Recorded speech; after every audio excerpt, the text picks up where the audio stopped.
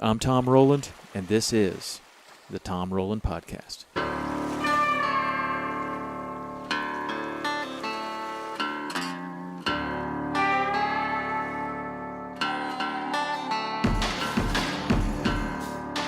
Hey, everybody, welcome to the podcast today. This is a special bonus episode. We're going to get some news, actually, from Captains for Clean Water with Daniel Andrews is going to join us again. We had a good response from the last podcast we did. I know I learned a lot. Daniel had a way of explaining the problems in the Everglades that I really hadn't heard before, and it really made a lot of sense to me. And since then, I've been able to do a lot more reading, and a lot more has happened. So we're running a little contest. It's really a giveaway to bring more attention to Captains for Clean Water and the work that they're doing. And if you're following our Instagram, you can see that we are giving away, in conjunction with Captains for Clean Water, a Yeti Flip 12 and a couple of hats. And so if you have followed that and you ended up here, we're going to give away another 5 hats. If you send an email to podcast@Saltwater Experience with Captains for Clean Water in the title, then the first 5 emails we get, we'll send you some more hats. But all of that is just to bring attention to Captains for Clean Water and the work that they're doing, because it's so important. And right now, maybe more important than ever. So I want to ask Daniel to fill us in. Man, you've been doing some amazing stuff. You went to Washington, D.C. I don't even know where to start, because there's some issues at hand in the Sarasota area that are very disturbing. And then there are also the work that you've been doing in Washington. So where would you like to fill us in? Yeah, so I'll start with the current water quality conditions. And we fished, I think that was the middle of April Yeah. when we were down and fishing in the Everglades. So And today's June 5th. today's June 5th. Yeah. So in a pretty short period of time, a lot's changed and a lot's happened. Last Friday, the 1st of June, the Army Corps of Engineers started releasing water from Lake Okeechobee to the Caloosahatchee and the St. Lucie rivers. And those pictures that we've all seen, the big brown nasty freshwater plumes that are pushing out into the Gulf and the Atlantic, that's happening right now. And that's the reason that Captains for Clean Water was founded. You know, when we started this organization in February of 2016, we witnessed the same thing. There were these huge plumes of nasty brown water that were flushing out into the ocean and into the Gulf. And we didn't know what to do about it. You know, we formed this organization, we got to work, we've done a lot in the last 2 years, but now the same thing is occurring. You know, we have those big freshwater discharges, but now we have the opportunity to move public policy forward, get Everglades restoration back on track, and actually make a difference. So now I'm optimistic that you know, when people see this brown water and they get angry and they get mad, they have a way to kind of vent their anger in a positive way. You can call your local congressman and tell them, hey, and it doesn't matter if you're in Florida or if you're Yeah. in Nebraska Yeah, or I was California. gonna touch on that, because I read that in a couple of articles about, and I want to go deeper into why that is. But you know, this is a national issue, and apparently, bringing attention to it in Florida is super important. But bringing attention to it, like you're talking about, to your local congressman in any state, right? That's hugely important. Can you explain why? Because when I read this article last night, it was talking about pushing this forward, and that people in Florida pretty much understand the importance of it.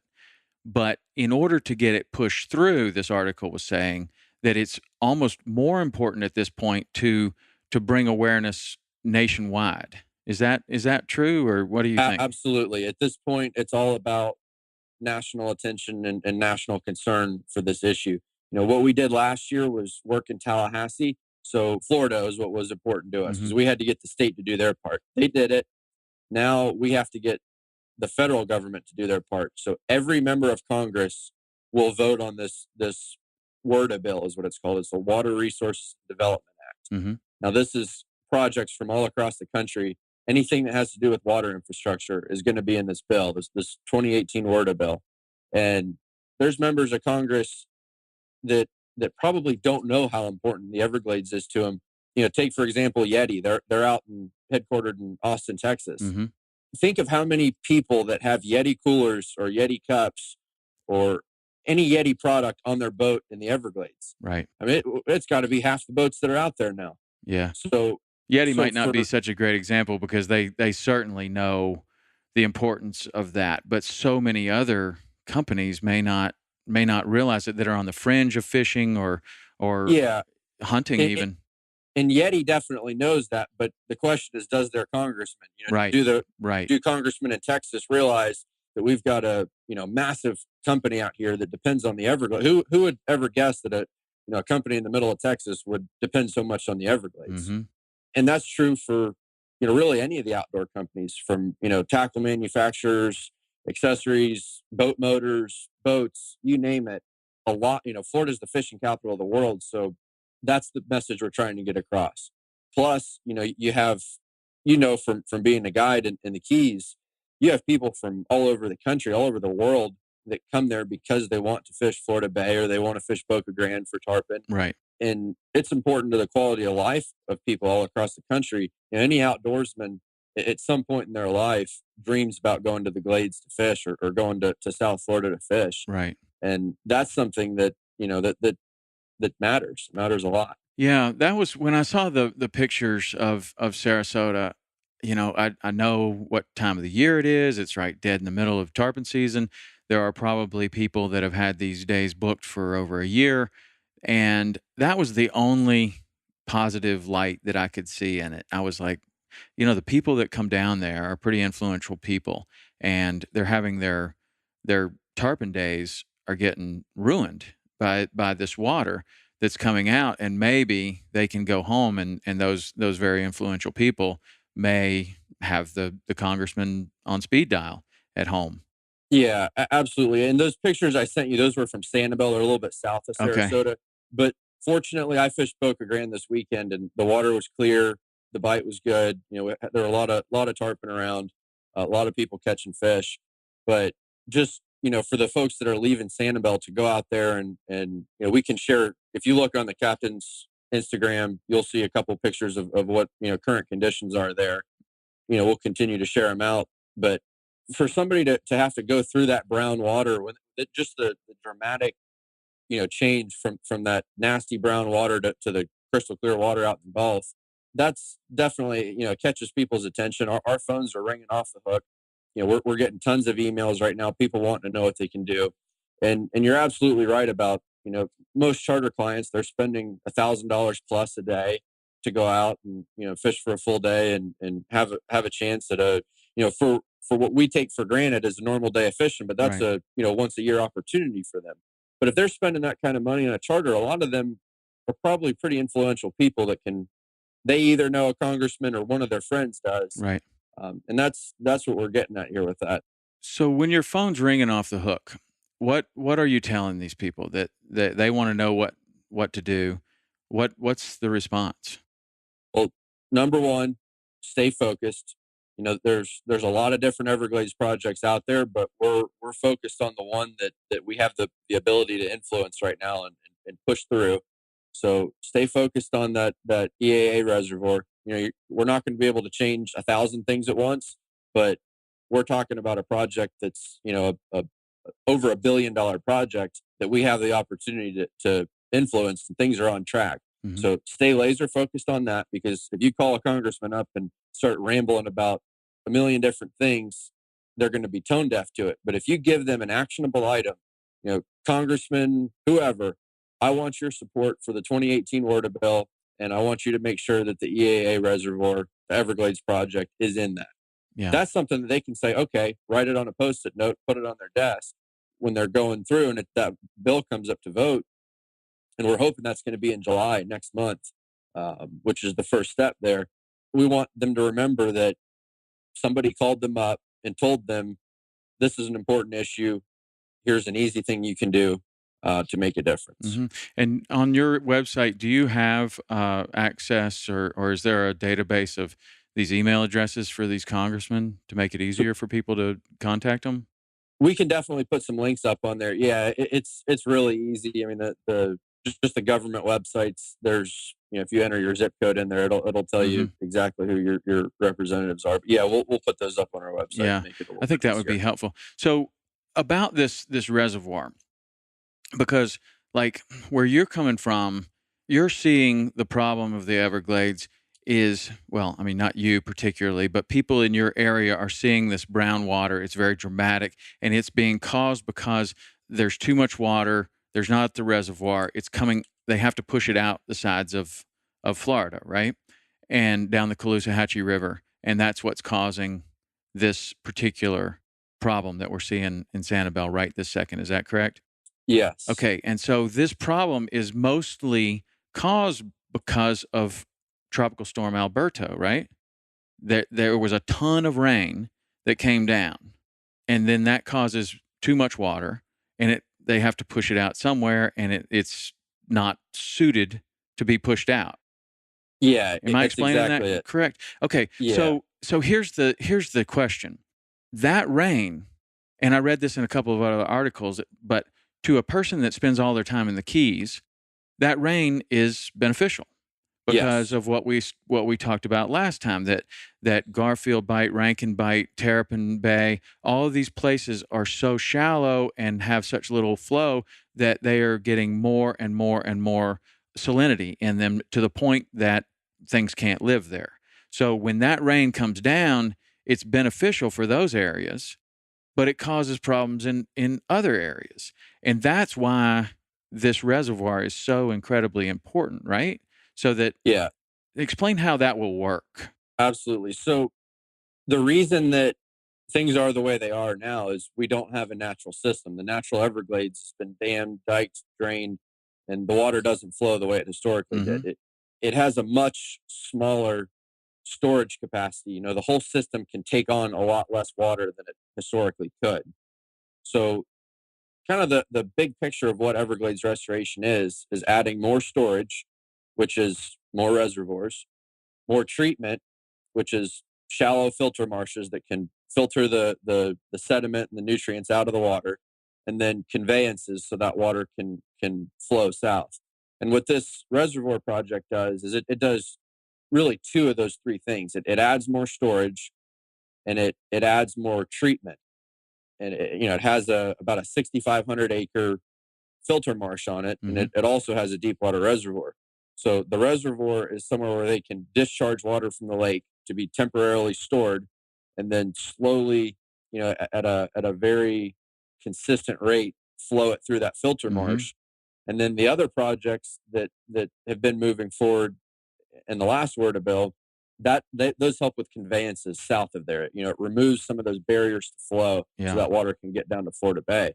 But if we were to rewind the clock 100 years and see a rain event like that tropical storm Alberto, it would have had significantly less of an impact as far as the discharges go. Mhm. 100 years ago, the Caloosahatchee and St. Lucie rivers weren't even hooked into Lake Okeechobee Right. because that water all used to flow south. So that's a man-made connection. But the other side of that is Florida Bay. Even before Alberto, we were in a drought. There would have been more water in the Everglades that would have been feeding that to where it wouldn't have been a concern that we have to build a reservoir to get that water down there because Florida, Right. it's like a big sponge, and it would have had so much water soaked into it that even in periods of drought, there would have been water flowing into the bay. Mhm. And so that's the or the salinity issue that you're dealing with there. Yes. And so, the Everglades, snake bite, all of that area up in there that anglers are so familiar with, that was just a perfect nature's perfect system where it could handle lots of rain, it could handle lots of drought, and it kept the salinity at a perfect level until we come in and start monkeying around with it and cut that flow off. So I think what's important and for people to really get their head wrapped around this is that what you're proposing and what you're asking people to do has already been established, right? Like explain that one more time just in case people are getting here for the first time and understanding this, because I'm sure that some of these people are seeing this brown water, they're taking note of this issue, maybe they haven't before. So can you explain how this has already been established in by law? Sure. Yeah. So going back to the year 2000, it was recognized. It had been recognized for over a decade that the Everglades needed more water. And the year 2000, the Comprehensive Everglades Restoration Plan was passed, which was kind of the framework for building all these projects to get more water down to the Everglades. It was supposed to be 68 projects over the course of 30 years, estimated 30 years. And we're 18 years into it, and they haven't completed any of the projects. Zero. So the problem is, we came up with a plan, a science-based plan. And when I say we, I was not involved with this. I was in fourth grade at the time. But the top Everglades scientists in the world, hundreds of them worked on this. Advocacy groups worked on it. Legislators worked on it. Congress worked on it. And, ultimately they came up with a plan that everybody agreed on. Is it perfect? No, but it was a good plan. But the problem is they didn't do anything about it. That they got all excited, signed the bill, got the photo ops, but Congress hasn't funded it. The state hadn't done their part, and it was just stagnation, lack of political will, lack of funding. So, this good plan we had, nothing really ever came with it. So, in recent years, as our water quality continued to decline, there's been kind of a resurgence of citizens that want to get involved with this and want to make a difference. And the fishing community has been a big part of that, especially with what happened last year in Tallahassee, which was Senate Bill 10. That was so this Everglades restoration plan. It's a cost share.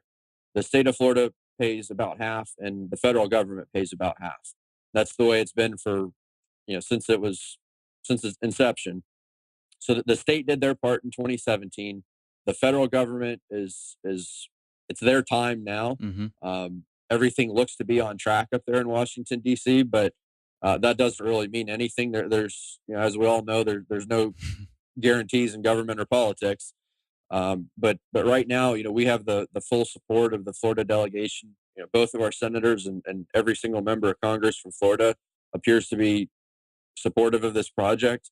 So it's we have a huge opportunity, but it could also slip away from us if we don't stay vigilant. Yeah, and so part of staying vigilant is making this a national issue where people can talk to their congressman in all other 49 states, right? It's one thing for all the Florida congressmen to push this through and talk about how important it is, but they can't push it through alone. Is that correct? That's correct. It goes up for a full vote for all of Congress. So we need our Everglades champions that are really watching this. Congressman Brian Mast over on the East Coast is on the Transportation and Infrastructure Committee. He's really done a great job of making sure that this project gets in that bill, as well as many of our other Florida congressmen and even outside of Florida.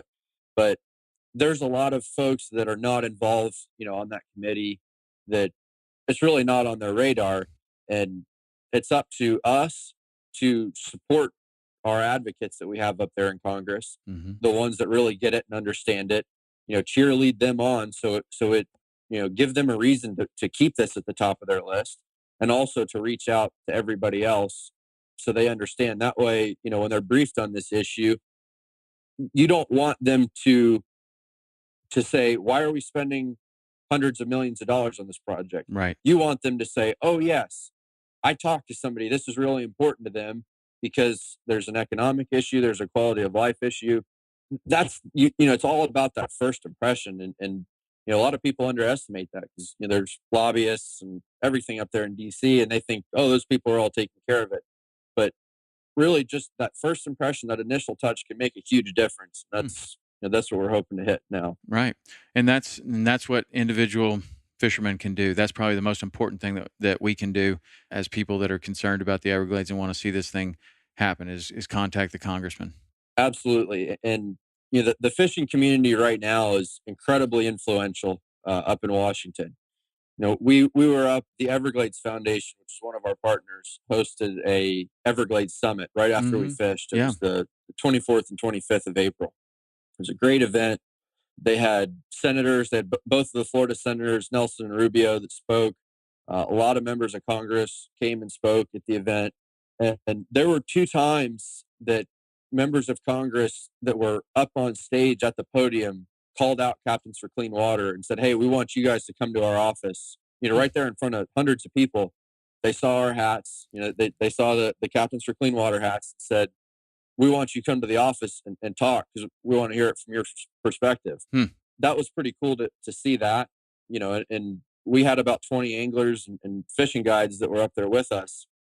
Yeah, So, I saw some of the pictures. Who were some of the guides that went with you? so we had a pretty good spread. We had Captain Josh Greer was up there, Captain Benny Blanco, Mm-hmm. Bob Branham, Yeah. over from Biscayne. Steve Friedman was up there. I'm sure I'm missing a bunch, but we Yeah. had our photo crew and video crew was up there with us as well.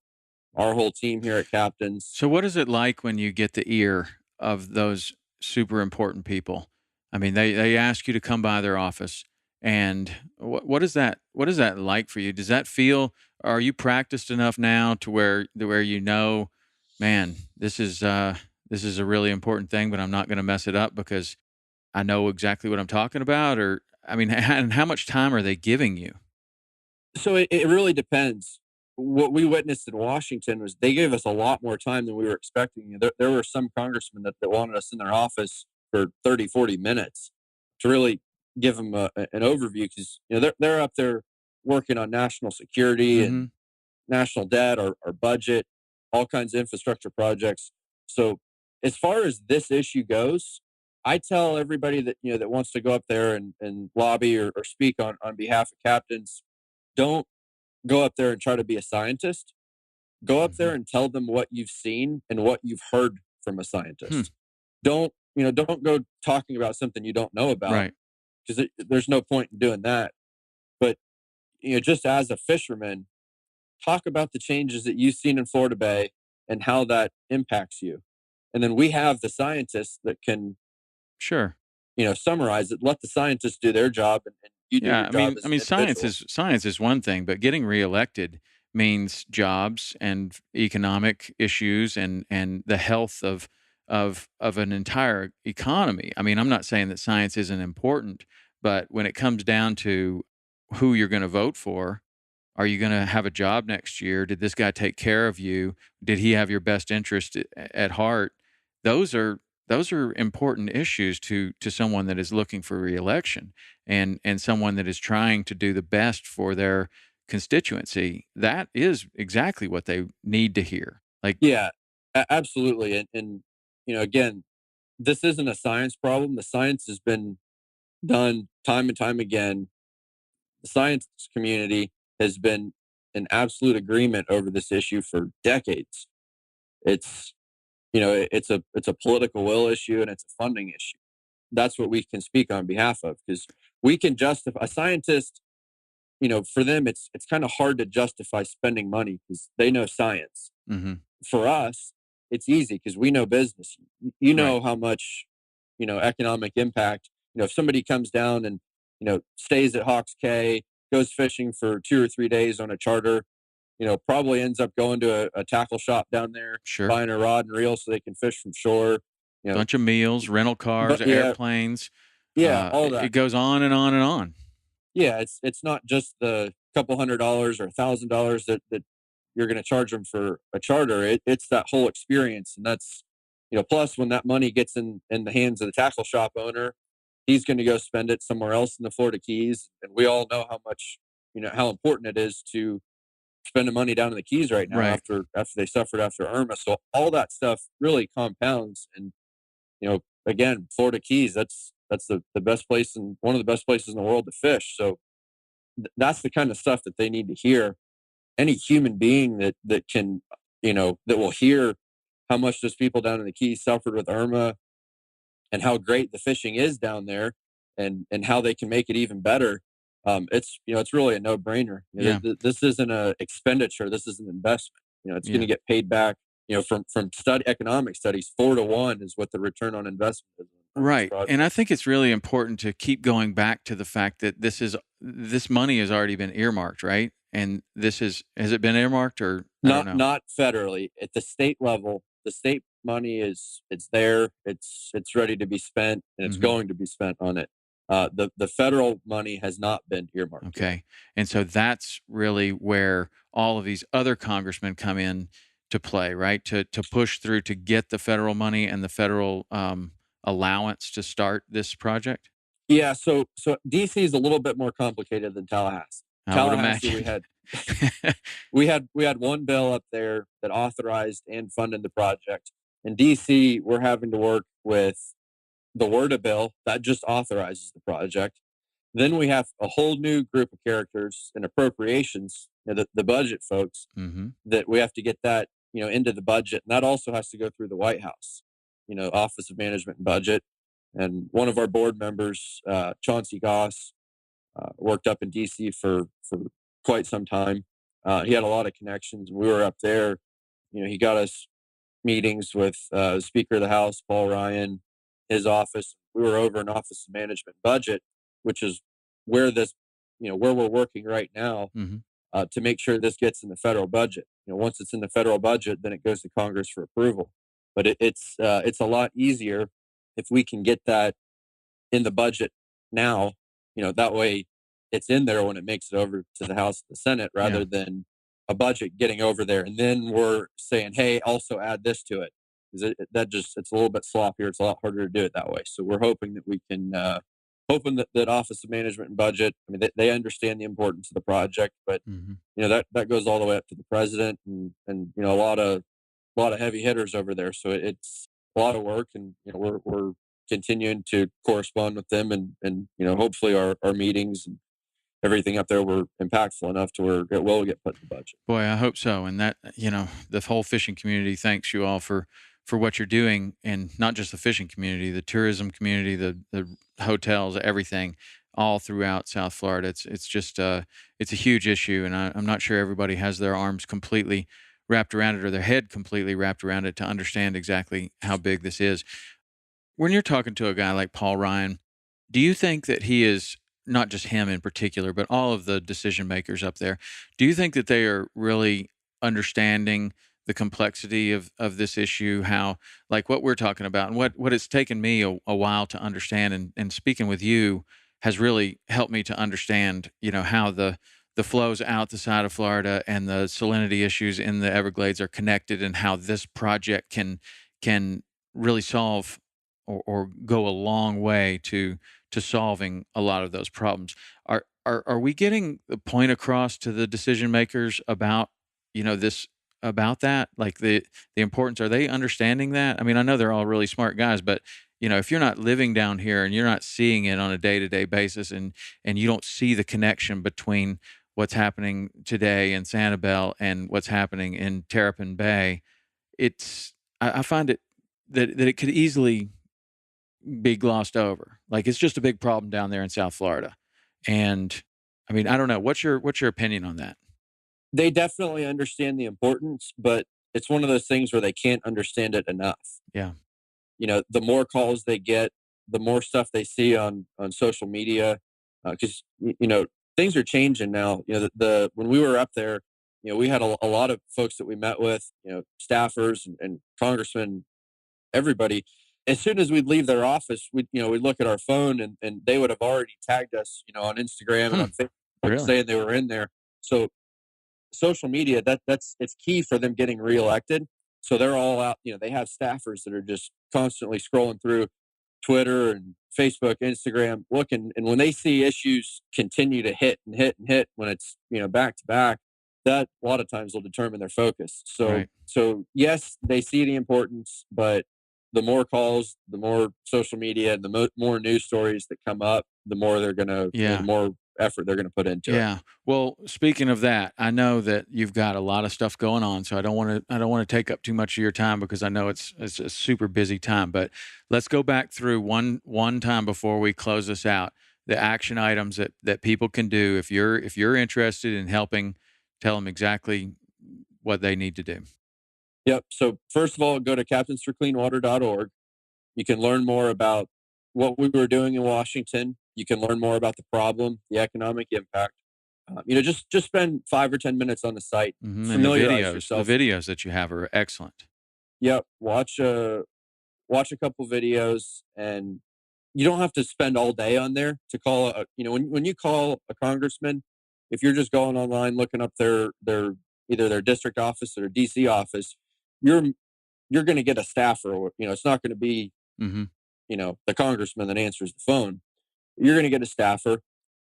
Doesn't take much. Just tell them, we want to make sure the EAA Reservoir is in the 2018 WRDA bill. It's Water Resources and Development Act, and we want the congressman's support on this bill. That's it. Now, if you happen to have a contact to your congressman, and again, it doesn't matter if they're in Iowa, Washington State, Mm-hmm. California, or Florida, if you have any connection to any congressman, or your friend knows them, your uncle knows them, your whoever, please reach out to them, make a more personal touch, and tell them, that's when you can have one of those in-depth conversations about this is how much it affects my life, my business, the economy of Florida, our drinking water supply, all of that. Mm-hmm. The a congressman, if somebody tells them that Florida's fishing industry is almost $9.5 billion of annual economic impact, and this is an essential project to sustaining that.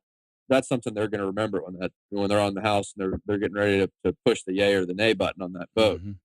That's really it at this point. I want to keep it simple with the call to action. Yeah. Familiarize yourself with the issue, reach out to a member of Congress. In addition to that, obviously social media, share this podcast out. That way, people that may not have known about it can learn about it. We also have a lot of, really clear images of what's going on Mm-hmm. Captains for Clean Water social media. You're more than welcome to share any of those on Saltwater Experience. So that way, people can, that might not know about that issue. Sometimes seeing that real graphic picture of the brown water hitting Yeah. the Gulf, that might make people think, oh, I want to learn more about this. Yeah.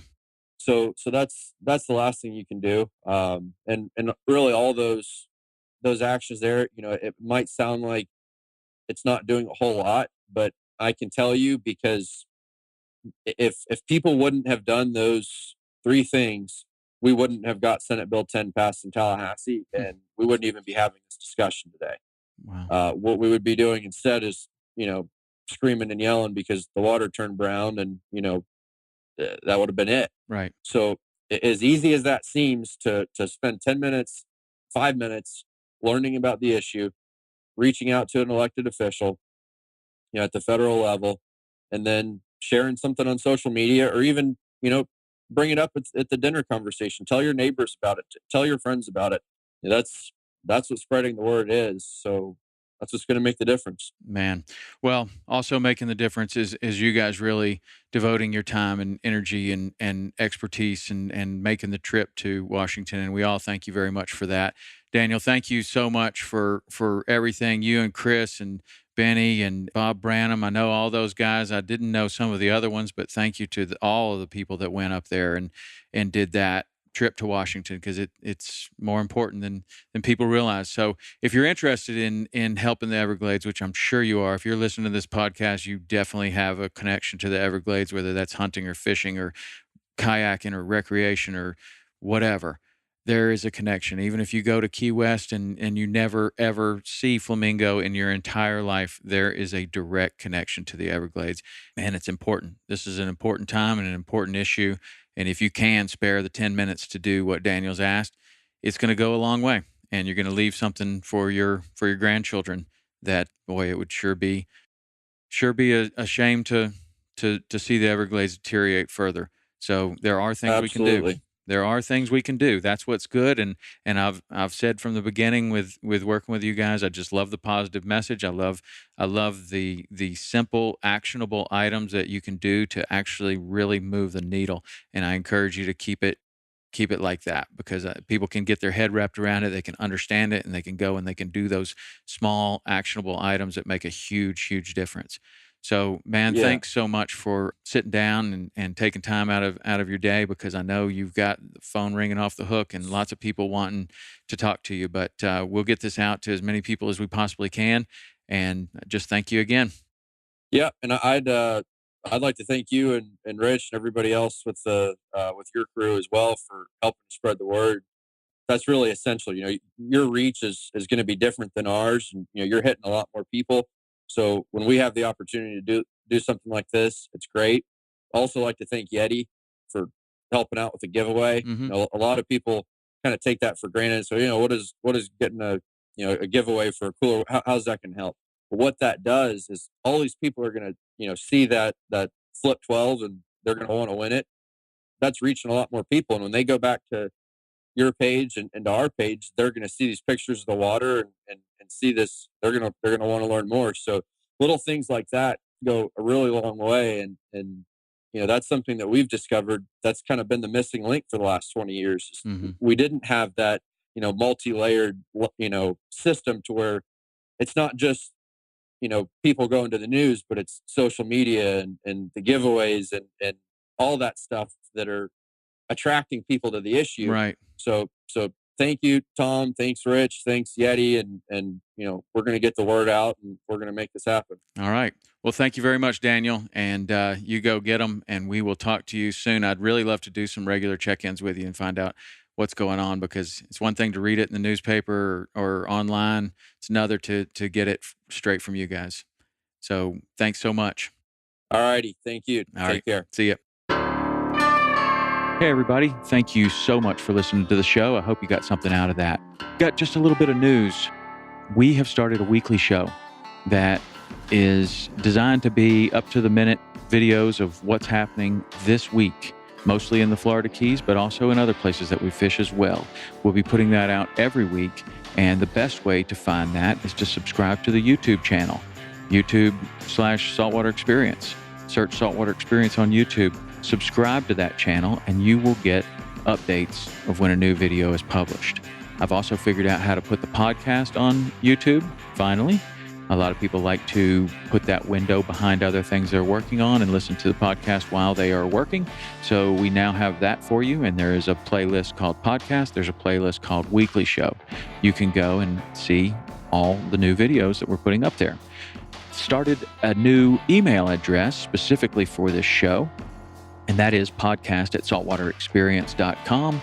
podcast@saltwaterexperience.com. Those emails come directly to me. I'll see every single one of them. So if you have comments, suggestions, ways we can make the show better, and particularly if you have suggestions of someone you would like to see me sit down with in the hunting world, in the fishing world, in the outdoor sports world, or just a motivation, inspirational character, or someone that can teach us all something, I'm very interested in your suggestions. So that's podcast@saltwaterexperience.com.